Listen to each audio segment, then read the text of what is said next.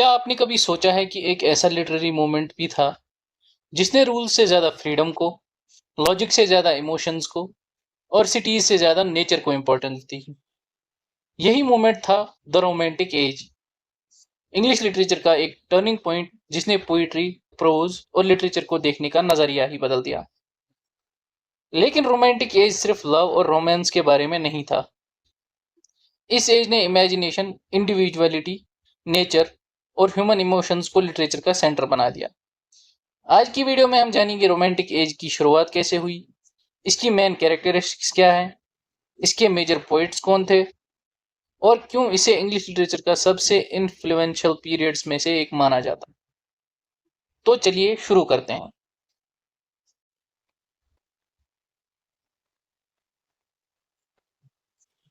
Romantic as ने literature का focus completely बदल दिया था। अब राइटर्स किंग्स और कोर्ट्स के बारे में कम, नेचर, इमेजिनेशन, इमोशंस, फ्रीडम और इंडिविजुअल लाइफ के बारे में ज्यादा लिखते थे। इसी वजह से रोमांटिक एज को एज ऑफ नेचर और एज ऑफ इमेजिनेशन भी कहा जाता है। इस एज का पीरियड था 1798 टू 1837 और इसकी ऑफिशियल बिगिनिंग मानी जाती है 1798 से, जब विलियम वर्ड्सवर्थ और सैमुअल टेलर कॉलरिज ने मिलकर लिरिकल बैलड्स पब्लिश किए। एग्जामिनेशन पॉइंट ऑफ व्यू से ये पॉइंट बहुत ही इंपॉर्टेंट है। रोमांटिक एज अचानक ही शुरू नहीं हुई थी, इसके पीछे कुछ इंपॉर्टेंट हिस्टोरिकल इवेंट्स थे। सबसे पहला था द फ्रेंच रेवोल्यूशन। इस रेवोल्यूशन ने तीन पावरफुल आइडियाज दिए: liberty, equality and fraternity. In ideas ने पोएट्स को इंस्पायर किया। दूसरा था इंडस्ट्रियल रेवोल्यूशन।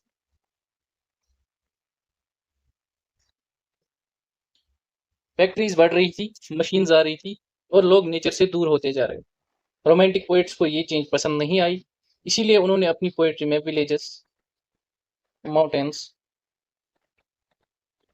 रिवर्स, फ्लावर्स और सिंपल लाइफ को सेलिब्रेट।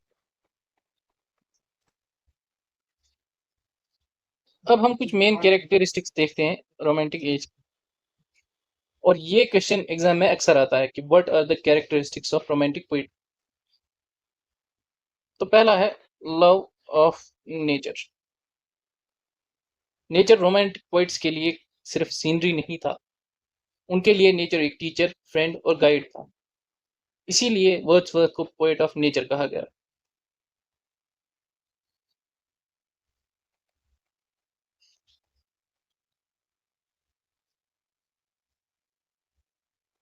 दूसरा है इमेजिनेशन। रोमांटिक राइटर्स इमेजिनेशन को लॉजिक से ज्यादा इंपॉर्टेंस देते थे। उनका मानना था कि इमेजिनेशन इंसान की ग्रेटेस्ट क्रिएटिव पावर है। तीसरा है emotion over reason. New classical writers reason को इंपॉर्टेंस देते थे, लेकिन रोमांटिक पोएट्स कहते थे कि फीलिंग्स और इमोशंस ज्यादा इंपॉर्टेंट। फोर्थ है इंडिविजुअलिज्म। हर इंसान यूनिक है, उसकी फीलिंग्स और एक्सपीरियंसेस इंपॉर्टेंट है। ये भी रोमांटिक लिटरेचर का एक मेजर फीचर। फिफ्थ वन है interest in common man. Romantic poets ने किंग्स की जगह ऑर्डिनरी लोगों को अपनी पोएट्री का हीरो बनाया। अब हम देखेंगे रोमांटिक एज के कुछ इंपॉर्टेंट पोएट्स। इसमें दो जनरेशन है, फर्स्ट जनरेशन और सेकंड जनरेशन। पहले हम फर्स्ट जनरेशन देखेंगे। इसमें हमें सिर्फ दो नाम याद रखने हैं। पहला है विलियम वर्ड्सवर्थ और दूसरा है सैमुअल टेलर कॉलरिज।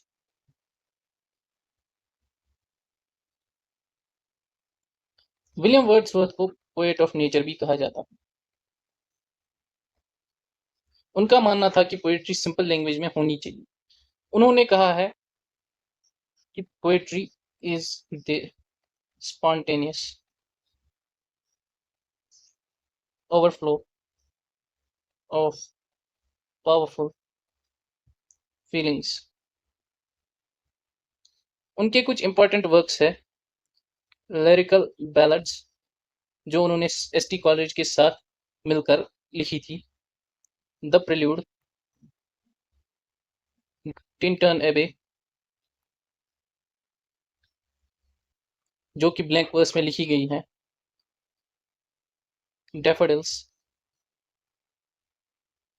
और ओड इंटीमेशंस ऑफ इमोरलिटी। अब जानते हैं एसटी कॉलेज के बारे में। वर्ड्सवर्थ के एक क्लोज फ्रेंड और रोमांटिक मूवमेंट के को फाउंडर थे। अगर वर्ड्सवर्थ नेचर के पोइट थे तो कॉलरिज इमेजिनेशन और सुपरनेचुरल के पोइट माने जाते थे। उनकी पोइट्री में ड्रीम्स, मिस्ट्री और इमेजिनेशन का एक पावरफुल कॉम्बिनेशन मिलता है। इनकी कुछ फेमस वर्क्स में again lyrical ballads, the rime of the ancient mariner और कुबला खान, जो कि एक अनफिनिश्ड पोएम है।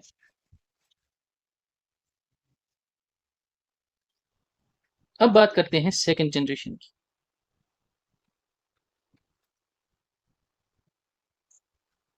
इन पोइट्स की पोइट्री में इमेजिनेशन के साथ साथ रेवोल्यूशन, ब्यूटी और इंडिविजुअल फ्रीडम का इन्फ्लुएंस भी देखने को मिलता है। इनमें से पहले हैं लॉर्ड बायरन। बायरन सिर्फ पोएट नहीं बल्कि एक रेवोल्यूशनरी पर्सनैलिटी भी थे। उन्होंने अपनी पोएट्री में फ्रीडम, रेबेलियन और हीरोइज्म को इंपॉर्टेंस। इनकी कुछ इंपॉर्टेंट वर्क्स है चाइल्ड हेरोल्ड्स, पिलग्रिमेज और डॉन युआन। दूसरे हैं पर्सी बेसी शेले।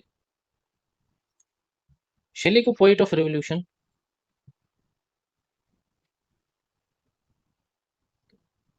या फिर poet of hope and idealism भी कहा जाता है।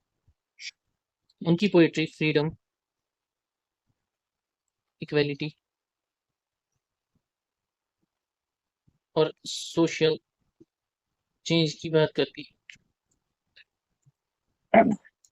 इनकी कुछ फेमस वर्क्स हैं ode to the west wind, to the skylark, Adonais और प्रोमिथियस अनबाउंड। अब बात करते हैं रोमांटिक एज के सबसे famous poet John Keats. Keats की पोएट्री ब्यूटी और इमेजिनेशन के लिए फेमस है। इसी वजह से कीट्स को पोएट ऑफ ब्यूटी कहा जाता। कुछ इंपॉर्टेंट वर्क्स हैं इनके ode to a nightingale, ode on a Grecian earth, to autumn और एंडिंग। रोमांटिक एज में सिर्फ पोइट्स ने ही नहीं बल्कि प्रोज राइटर्स ने भी इंग्लिश लिटरेचर को एनरिच किया। इनमें कुछ इंपॉर्टेंट नेम्स हैं चार्ल्स लैम्ब, जो कि एक फेमस एसेइस्ट थे और उनकी एक फेमस वर्क है essays of Elia. Jane Austen, इनकी कुछ फेमस नॉवेल्स हैं जैसे प्राइड एंड प्रेजुडिस, एमा और सेंस एंड सेंसिबिलिटी। तीसरे नाम है सर वॉल्टर स्कॉट। इनको फादर ऑफ हिस्टोरिकल नावल कहा जाता है।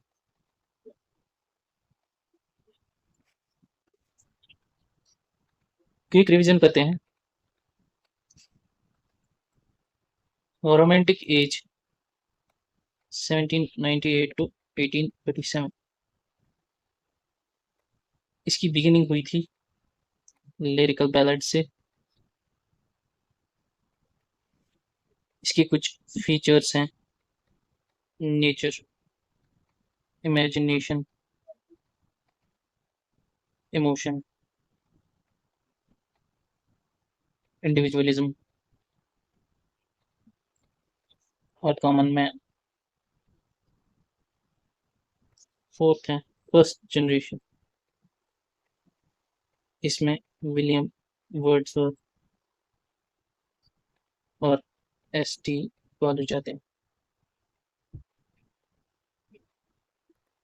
फिफ्थ है सेकेंड जनरेशन, इसमें लॉर्ड बायरन, पी.बी. शेले और जॉन कीट्स। ऐसे ही कीवर्ड्स कुछ याद रख लीजिए: नेचर, वर्ड्सवर्थ, क्योंकि उनको पोएट ऑफ नेचर कहा जाता है। ऐसे ही इमेजिनेशन एंड सुपरनेचुरल, मतलब एस.टी. कॉलेज।